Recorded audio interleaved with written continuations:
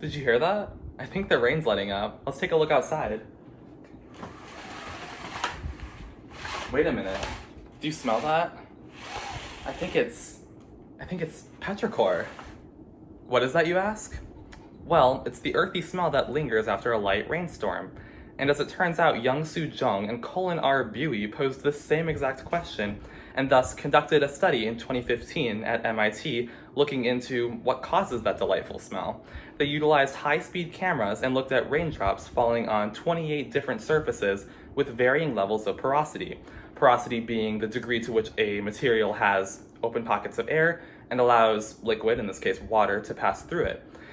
They ultimately discovered that surfaces with higher levels of porosity trap small bubbles of air from the rain and allow them to diffuse upward toward the surface.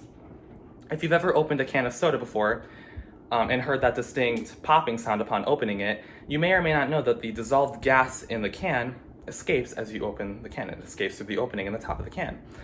This is essentially what happens with the raindrops in this case, although instead of making a popping sound upon being released from the surface, the air bubbles release aromatics, which are particles that contribute to that earthy scent, or petrichor, as I referenced earlier.